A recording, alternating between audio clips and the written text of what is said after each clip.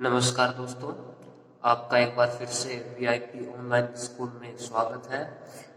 यहाँ पर आपको पहली कक्षा से 12वीं कक्षा तक हर विषय के अंदर वीडियो मिलेगी।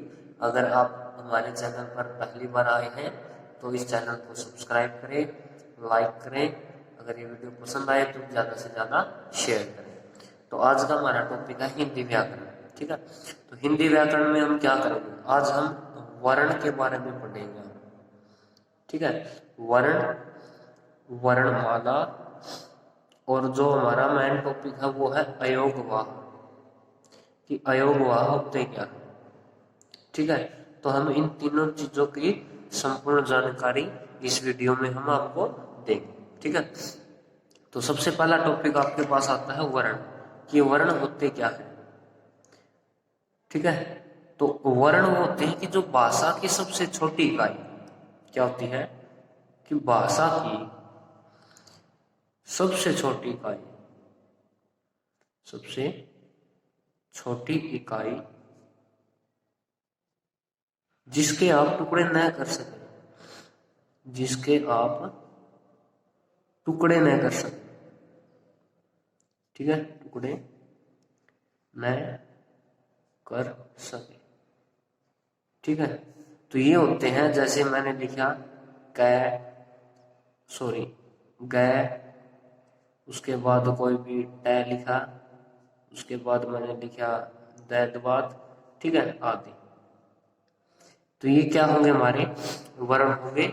आप इनके टुकड़े नहीं कर सकते। ठीक है, क्योंकि ये भाषा की सबसे छोटी इकाई का रूप है। ठीक है, अब उससे आगे हम देखते हैं कि वर्णमाला क्या होते हैं और वर्ण कितने प्रकार के होते हैं। ठीक है, तो सबसे पहला हमारा टॉपिक क्या रहेगा कि वर्ण के प्रकार। क्या होगा? वर्ण के प्रकार। ठीक है, तो वर्ण के कितने प्रकार होते हैं? तो आपको पता है कि वर्ण के, वैसे तो देखिए दो, स्वर और व्यंजन, लेकिन हम एक चीज और इसमें जोड़कर चलेंगे। तो वर्ण के ऑलमोस्ट दो ही लिखेंगे, दो प्रकार होते हैं, दो प्रकार होते हैं। पहला आएगा स्वर, उसके बाद आएगा व्यंजन।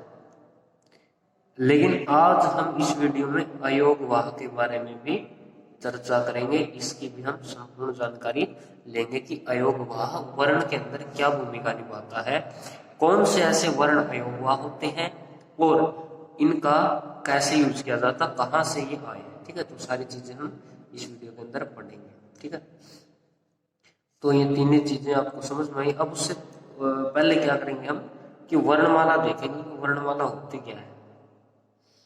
वर्णमाला, ठीक है। अब वर्णों का समूह, वर्णों का समूह क्या कहलाएगा? वर्णमाला कहलाएगा, कहलाता है। ठीक है, ये बिल्कुल ही इंपॉर्टेंट लाइन है, इसे अंडरलाइन करते हैं कि वर्णमाला क्या होता है, कि वर्णों का समूह ही वर्णमाला कहलाता है। ठीक है, जैसे कै वर्ग, कै वर्ग, यानी कि जो वर्ण है, जैसे स्वर के अंदर ए आ ई, इनको इकट्ठा करेंगे तो क्या बन जाएगा? वर्णमाला का रूप। कै वर्ग है, कै, ख, ग, घ। तो ये क्या है?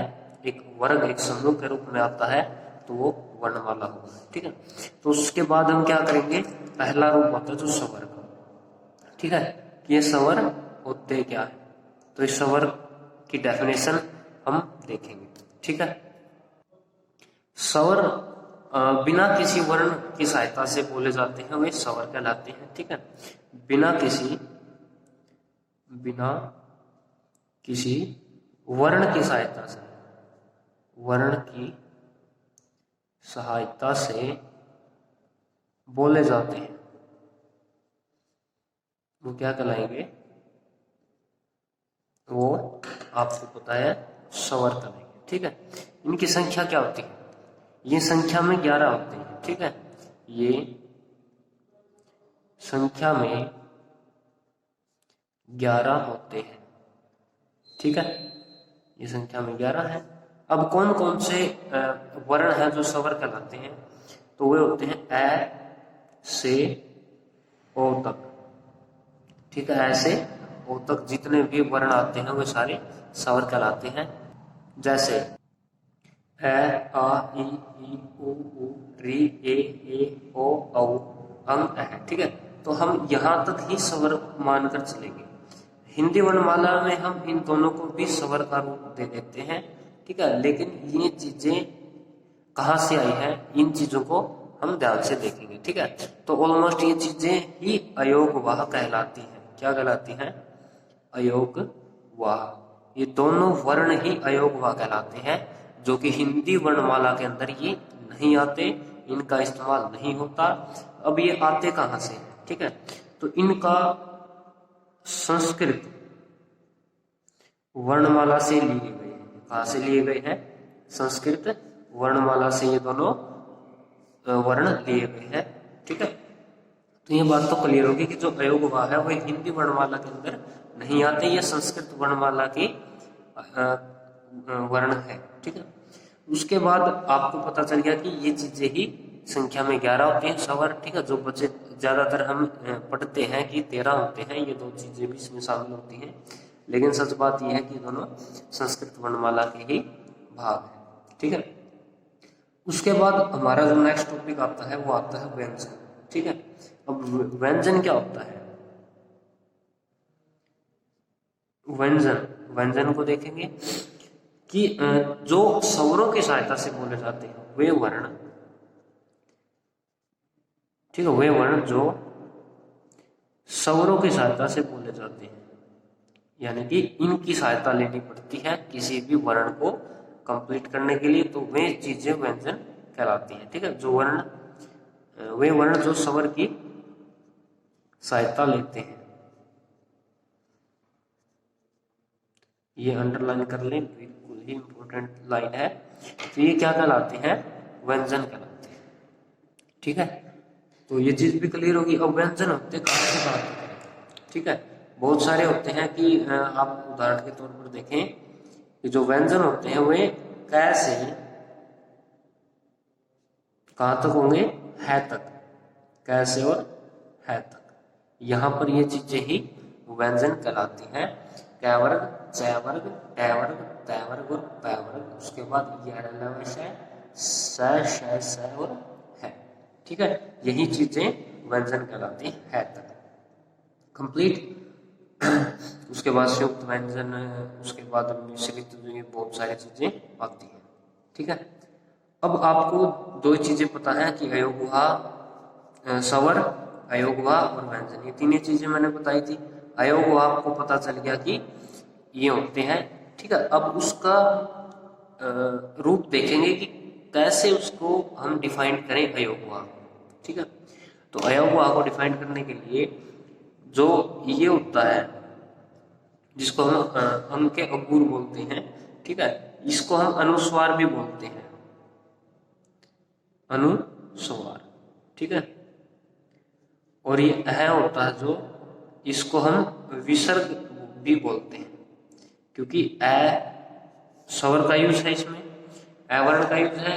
जो ऊपर जो बिंदी लगी है उसको अनुस्वार कहेंगे, जो पीछे जो डबल बिंदी लगी है वो आपका विसर्ग कहलाएगा, ठीक है।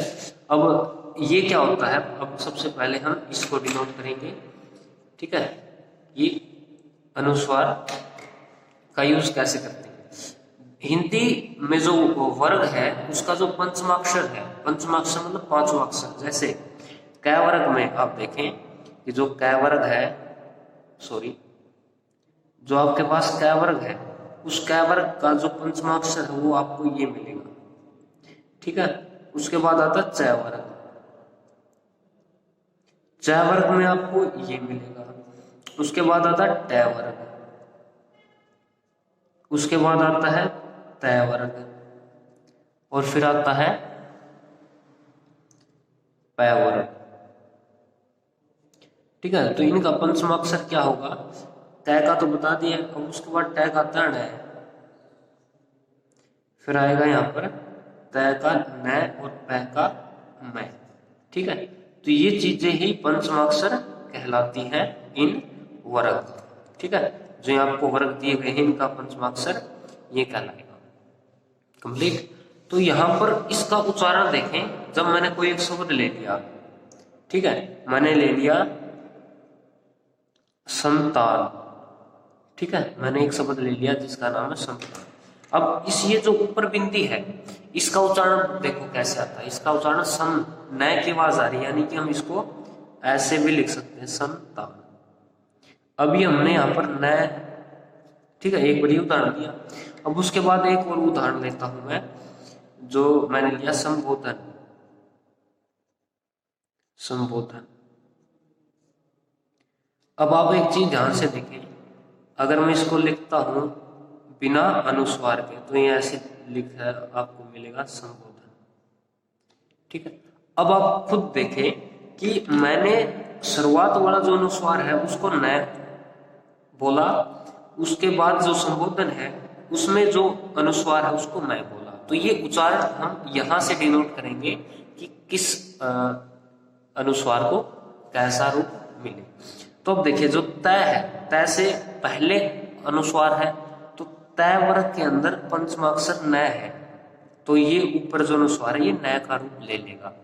अब आगे आओ, बै है, ठीक है, बै कहाँ आता है, यहां पर आएगा पै वर्ग में, क्योंकि पै फै बै बै, ठीक है, मैं, तो यहाँ पर पै वर्ग का एक वर्ण है जिसका नाम है बै, और बै से पहले अगर अनुस्वार आता है तो पंचमाक्षर क्या बनेगा, मैं, तो इसलिए मैंने इसको मैं यूज किया, ठीक है। एक उदाहरण और देता हूं, मैंने ले लिया चंचल, क्या ले लिया, चंचल ले लिया, ठीक है। तो यहां पर चंचल लिया, तो चंचल के अंदर क्या होगा, ध्यान से देखो, अगर मैं इसको बिना अनुस्वार के लिखूंगा तो ये ऐसा आपको लिखा मिलेगा। अब यहाँ पर इसको मैंने नया का रूप दे दिया, इस बिंदी को, अनुस्वार को, ये, ठीक है। अब ये कहां से आया, चय, चय वर्ग से पहले अगर अनुस्वार आता है तो चय वर्ग का पंचमाक्षर ही इसका अनुस्वार का रूप लेगा, तो चय वर्ग है, चय वर्ग का पंचमाक्षर क्या होगा, ये, तो इसलिए मैंने इस अनुस्वार की जगह ये लिख दिया। तो आई होप ये चीज आपको समझ में आई होगी, अनुस्वार का रूप, ठीक है। अब आते हैं विसर्ग। विसर्ग की क्या डेफिनेशन है, विसर्ग आपको देख पता चला कि ये संस्कृत भाषा के अंदर ज्यादा यूज होता है, इस चीज का तो पता होगा कि संस्कृत भाषा के अंदर इसका यूज ज्यादा है। उसके बाद इसका जो विसर्ग है, इस विसर्ग को हम कैसा रूप देंगे, है का, ठीक है, आधा है, ठीक है, और ये आधा व्यंजन के रूप में लिखा जाता है। अगर मैंने एक शब्द लिया संवत है, संवत है, ध्यान से देखें, क्योंकि ये जो पीछे विसर्ग लगा है, थोड़ा मैंने है का उच्चारण इसमें संवत है, ठीक है। तो अगर इसमें देखा विसर्ग कोटा, जैसे मैंने अनुस्वार का बिना अनुस्वार के शब्द लिखा, तो वैसे ही इसको बिना अगर मैं विसर्ग के लिखूंगा तो वो मुझे ऐसा दिखाई देगा बिना विसर्ग के। तो यहाँ पर साथ पीछे है जुड़ा, तो यानी कि इसमें है का उच्चारण भी साथ में लिखा जाएगा, ठीक है। अब जैसे दुख है, दुख को विसर्ग लगाएंगे तो वो क्या बनेगा, दुख है, ठीक है, तो वो भी दुख है, इसमें है की आवाज आती है जब हम विसर्ग का यूज करते हैं। और आपको पता चल गया कि अनुस्वार के अंदर न, मैं और इन पांचों का यूज कैसे होता है, ठीक है। अगर इनसे पहले अगर कोई भी आपको अनुस्वार मिले तो उसका पंचमाक्षर के ही अंदर आप उसका रूप बदल देंगे, ठीक है। और पैवर्ग के बाद क्या आता है, पैवर्ग के बाद है, तो वहां पर मैं नए का ही यूज करूंगा, यानी कि यह से पहले अनुस्वार आता है तो वो किसका रूप ले लेगा, नए का रूप ले लेगा। से पहले आता है तो वो नए का रूप ले लेगा। तो यानी इन सबको छोड़ के जो भी आपके पास 8 व्यंजन बचे हैं, उन व्यंजनों से पहले अगर अनुस्वार आता है तो वो नए का रूप ले लेगा। इस चीज का भी आपने ध्यान रखना है, ठीक है दोस्तों। तो आज का टॉपिक यहीं पर था, आपको पता चला है कि वर्ण क्या होते हैं, वर्णमाला क्या होती है और अयोगवाह क्या होता है, ठीक है। आई होप ये वीडियो आपको अच्छी लगी। तो इस चैनल पर नए हैं तो प्लीज सब्सक्राइब, लाइक, शेयर और कमेंट करें। हमारे चैनल पर यह वीडियो देखने के लिए बहुत बहुत धन्यवाद। जय हिंद।